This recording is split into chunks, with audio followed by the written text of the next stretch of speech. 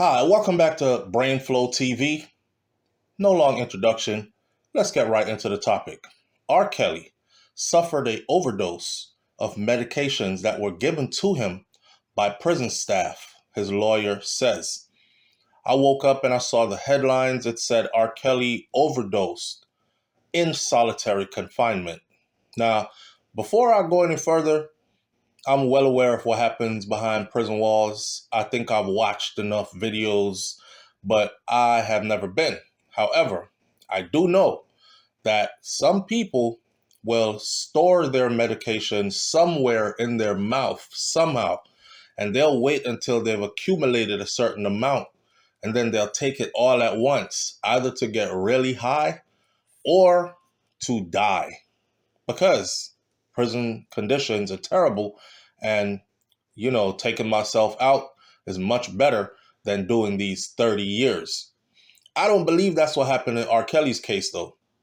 See, I find it very funny that R. Kelly, a week before this happened, R. Kelly, his attorneys came out and said that a hit has been put out on his life, and they attempted it. And the hit was put out by the Aryan Nation Brotherhood. We don't know if it's because he is seen as somebody who messed with underage girls, or because that's the kind of life that most chomos get treated to behind bars. I mean, it's stars on your shoulder, it's stripes on your badge, whatever you want to call it, if you're the person that gets to take this person out. It's prison, man. They have a lot of time to think, a lot of time to fashion weapons, a lot of time to run by convict codes, all that stuff. So with that said, though, R. Kelly suffered an overdose of medication that were given to him by prison staff in North Carolina, his lawyer said in a new filing. I'm thinking they really want to take R. Kelly out. R. Kelly first said the government wants him dead. Then they said a hit was put out on him and they're using the Aryan Nation Brotherhood to take him out. The government, meaning the guards who run the facility. Why would they want him dead? I don't know. I think they'll make more money off of him housing him in the facility than taking his life. But you never know. Maybe they're trying to extort him. Maybe they think he has a whole lot of money still, millions, and they're trying to get their payday.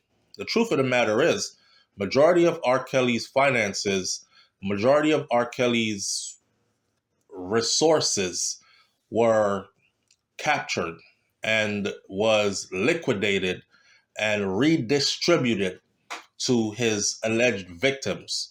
So earlier this month, R. Kelly's attorneys had said that the singer needed to be pardoned by President Donald Trump, as he was the target over an elaborate assassination scheme involving the leaders of a white supremacist prison gang. I don't think Donald Trump is pardoning R. Kelly, man. If R. Kelly was in there for, say, tax evasion, maybe. If he was in there for some tech stuff, maybe. Trading secrets from the US to China or something like that. Espionage, maybe. But R. Kelly's, what he was convicted of is not seen as something that you gladly go pardon somebody for. Now, this latest filing that comes from his attorneys, it comes as the federal prosecutors who put R. Kelly, who is now 58 years old, in prison for 30 years, have slammed his attempts to gain a release. They said this is deeply unserious and repugnant. Oh my God. In other words, that BS. This is that BS. At 58 with 30 years, at this point, he probably has about 25 years to go. R. Kelly has been locked up about 5 years already. So at 58 with 25 years to go, 50 and 20 is 78. And He'll be like 80 years old before he gets out. Damn. I believe I can fly. I wish he could fly up out of there, but he can't. So the Grammy-winning, platinum-selling King of RNB songwriter was convicted in 2021 in Brooklyn, New York, in a federal court of multiple charges. It's crazy how they do the prison system in the U.S. You get convicted in Brooklyn, New York, and then somewhere they move you around so much, you end up down south in South Carolina or Louisiana, Mississippi, Alabama. Damn.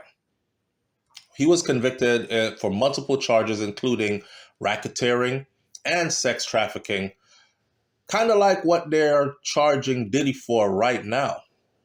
So widespread outrage over R. Kelly's sexual misconduct over the years that went unchecked did not emerge until the hashtag #MeToo movement reckoning, reaching a crescendo after the release of the documentary Surviving R. Kelly. I mean, they really put R. Kelly, they stitched his conviction together.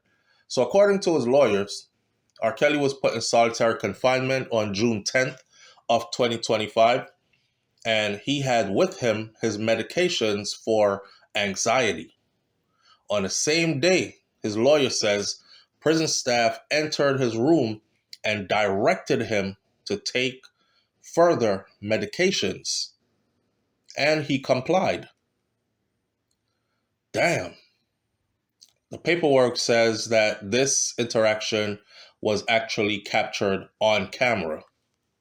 So on June 13th, R. Kelly reported that he felt faint, that he was dizzy, and that he started to see black spots in his vision. The singer then lost consciousness and was rushed to Duke University Hospital. I know he was glad to be up out of that facility, if it's even for a minute. R. Kelly is quoted in the document as saying that during his transfer, he heard one prison staffer say, "This is going to open a new can of worms." The filing goes on to say that R. Kelly spent 2 days being treated in a hospital, and they gave him an amount of medicine that could have killed him, his attorneys have said. R. Kelly has allegedly not been receiving necessary treatment for blood clot. He had not been receiving his necessary treatments for blood clot in recent months. During this recent stay, doctors at Duke Hospital, they observed his legs, and they actually found blood clots in his legs that required surgery. His lawyer said that R. Kelly was quickly removed from the hospital after receiving a surgical consultation, as the officers denied him that surgery. Prosecutors are arguing that the judge who received that motion for R. Kelly's release lacks the authority to actually release the singer. The motion will be heard in a hearing on Friday. So right now, he's at a critical point where, these blood clots in his legs. If you know anything about blood clots, they can travel upwards, get lodged in your lungs or other places, even up to your brain, and you end up with a brain aneurysm, right? His lawyers are also seeking an intervention from the president, Donald Trump. He could end up with a stroke or a heart attack. So we are engaged in conversations, they said, with multiple persons who are close to the White House and to President Trump. My client does not have the luxury to wait for vindication from the courts, and this will follow the exposure of the corruption that is at the heart of his prosecution, his lawyer said. The original filings include a sworn declaration from the terminally ill inmate, Michael Glenn Stein. Michael Glenn Stein claimed that 3 high-ranking BOP officials, prison officials, asked him to carry out the murder while he was in custody at the United States Penitentiary in Tucson, Arizona. Stein is a self-identified member of the Aryan Brotherhood And he claims that the officials actually offered him the opportunity to escape custody and live out his final days or months or however long he got left as a free man in exchange for R. Kelly's murder. You take his life and we'll escort you up out of here. So the filing further adds that once Stein was transferred to R. Kelly's unit in March, where he was supposed to carry out the hit, and they did transfer him there, he was approached by one of the officials there who allegedly then told him, "You need to do what you came here for. That's the only reason you were transferred here." Stein claims that after watching R. Kelly for a few months, he had a change of heart before confessing to the singer his alleged murder plot.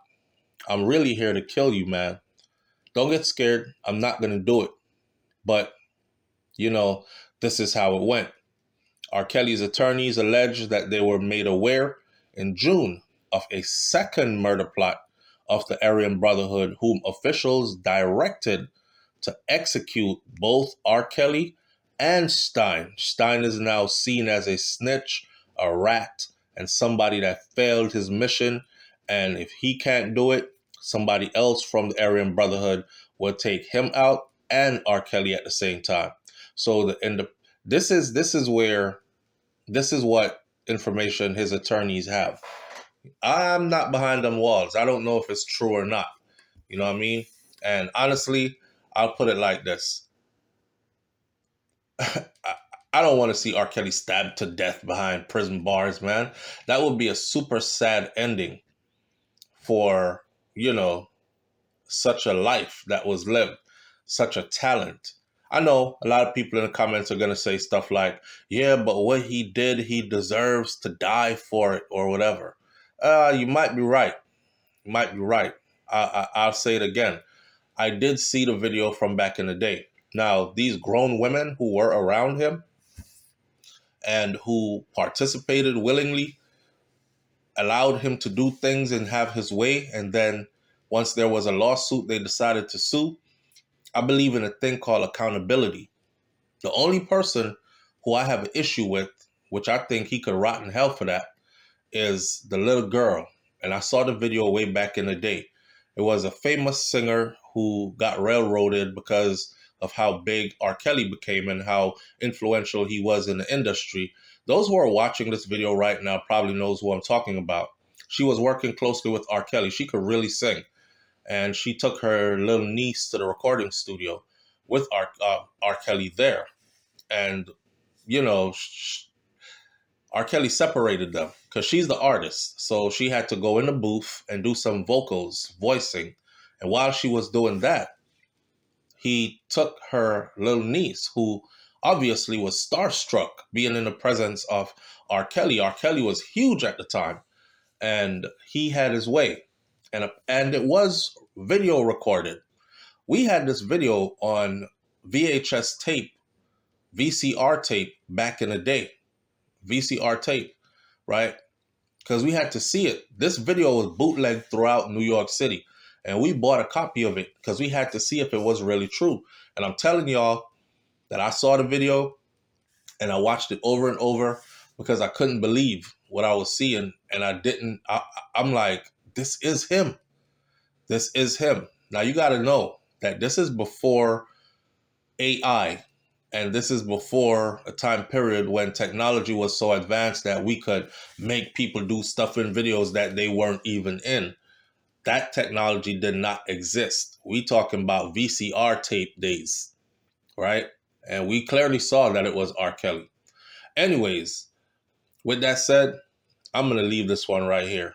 You leave your comments in the comment section below. Do you think there is a plot to kill R. Kelly behind bars? And if so, do you think that he deserves to die viciously in a brutal manner behind bars? I'll catch you on the next video, and I'll read your comment in the comment section below. Hit that subscribe button. I'm out. Peace.